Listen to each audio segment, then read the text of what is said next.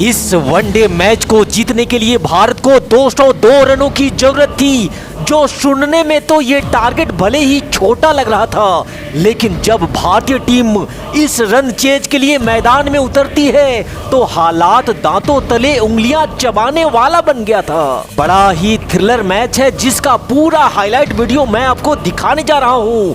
Video पसंद आए तो इस पे एक लाइक जरूर दीजिएगा और चैनल पे नए हैं तो इसे सब्सक्राइब करना भी बिल्कुल मत भूलिएगा। श्रीलंका की लंका लगाने रोहित शर्मा के साथ शिखर धवन भारतीय पारी की शुरुआत करने मैदान पर उतरते हैं, जहां पारी के चौथे ओवर में शिखर धवन के बल्ले से भारतीय पारी का पहला चौका आता है। लेकिन इस चौके के बाद भी 4 ओवर के बाद भारत के खाते में मात्र 11 रन ही थे। यहाँ से आगे भारतीय पारी का दूसरा चौका भी धवन के बल्ले से ही आता है, जो कि पारी के 8वें ओवर में आया था और इस चौके के साथ ही अब स्कोरबोर्ड पर रन 21 हो चुके थे। चूंकि यहाँ टारगेट बड़ा नहीं था इसलिए रोहित और धवन आराम से खेल रहे थे, लेकिन भारत के लिए टेंशन की शुरुआत तो तब होती है जब 9वें ओवर की चौथी बॉल पे धवन 34 बॉल में 16 रनों की पारी खेल आउट हो जाते हैं और महज 23 के स्कोर पर ही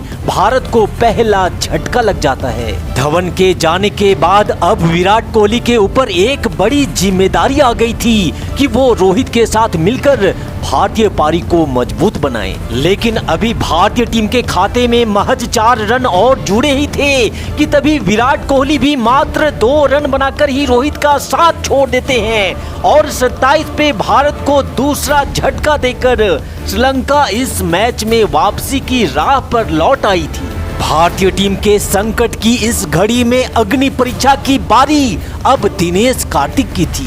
वैसे तो दिनेश कार्तिक ने कई दफा भारतीय टीम को संकट से निकाला है, लेकिन फिलहाल मलिंगा के सामने है रोहित। ऑफ स्टंप से बाहर जाती गेंद जिसे रोहित ने हवा में लहराकर उड़ा दिया है। कमाल की है टाइमिंग और गजब का कनेक्शन, मिलेंगे 6 रन। माहौल बनाने के लिए जिस शॉट की जरूरत थी आखिरकार वो हमें रोहित के बल्ले से देखने को मिला। अब यहाँ रोहित शर्मा अच्छे लय में दिख रहे थे, जिन्होंने एक और चौका लगाकर भारत के स्कोर को 55 रनों तक पहुंचा दिया था। यहाँ से आगे मलिंगा के अगले ओवर में दिनेश कार्तिक के बल्ले से एज लगती है और कीपर और फर्स्ट स्लिप के बीच में से एक और चौका टीम इंडिया के खाते में जुड़ जाता है।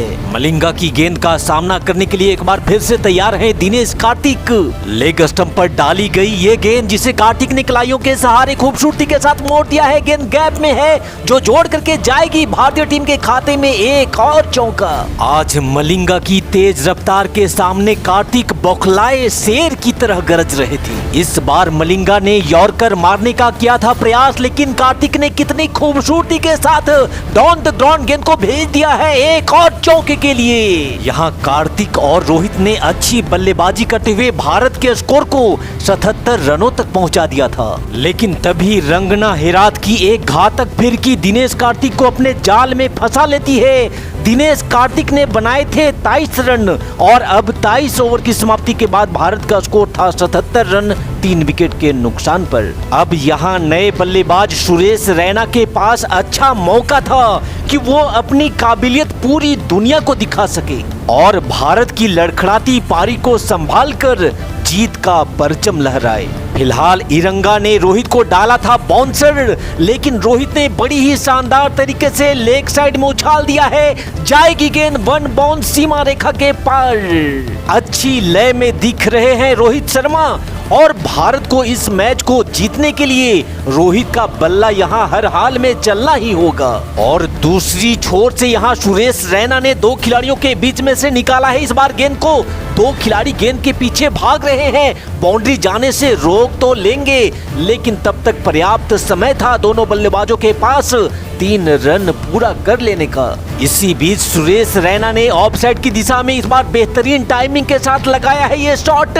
शानदार तरीके से भेज दिया है गेंद को 4 रनों के लिए और इस चौके के साथ ही अब भारत का स्कोर भी 100 रनों तक जा पहुंचा था। मलिंगा की गेंद सामने है रोहित, एक बार फिर से शानदार यॉर्कर, लेकिन उससे भी शानदार रोहित के बल्ले से निकला है ये शॉट।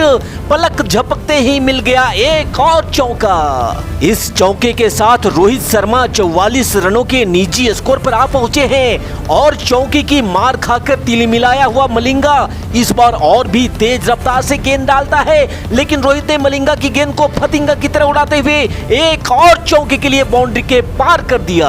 अब रोहित 49 के स्कोर पर आ चुके थे और फिर एक सिंगल लेकर रोहित शर्मा ने अपनी हाफ सेंचुरी भी कंप्लीट कर ली। टीम संकट में थी, विकेट थोड़े थोड़े अंतराल पर गिर रहे थे। उस मुश्किल स्थिति में रोहित एक छोर पर डटे रहे।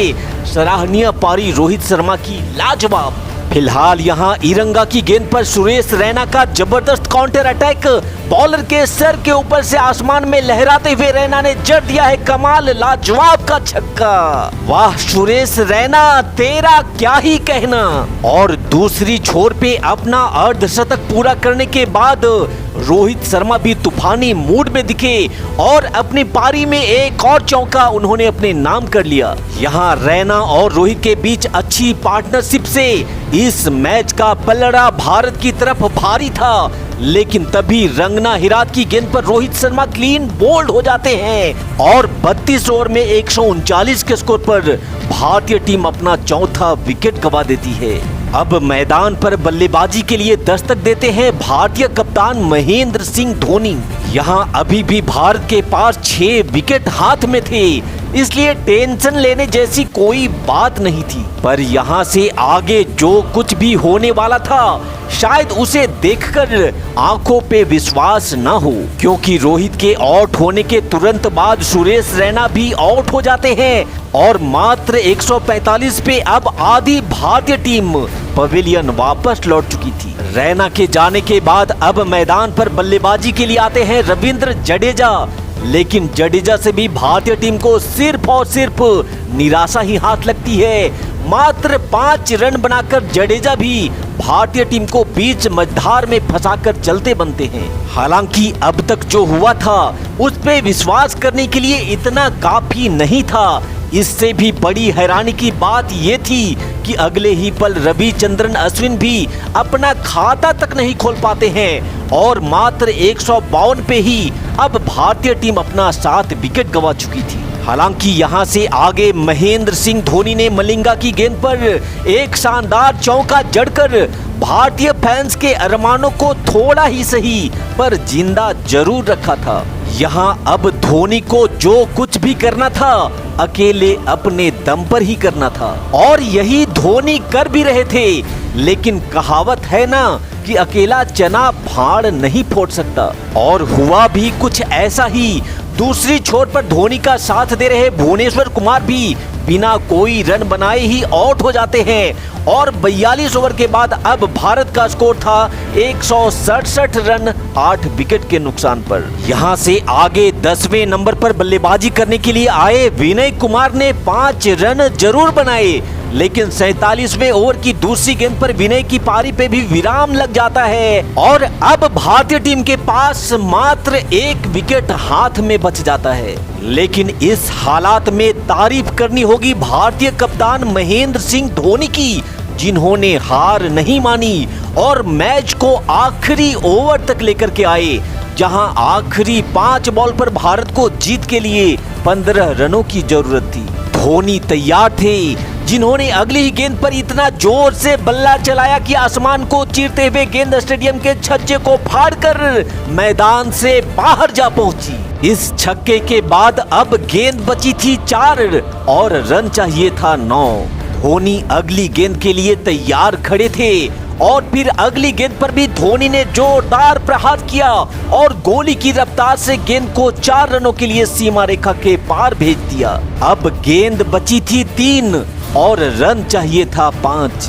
पूरा मैदान धोनी के नाम से गूंज उठा और इस महफिल को जलवा जलाल बनाते हुए धोनी ने अगली गेंद पर हवा को चीरते हुए एक और धमाकेदार छक्का जड़कर भारत के जीत का परचम लहरा दिया और धोती को फाड़कर रुमाल बना दिया। वीडियो पसंद आई हो तो इस पे एक लाइक जरूर दीजिएगा और चैनल पे नए हैं तो इसे सब्सक्राइब करना भी बिल्कुल मत भूलिएगा।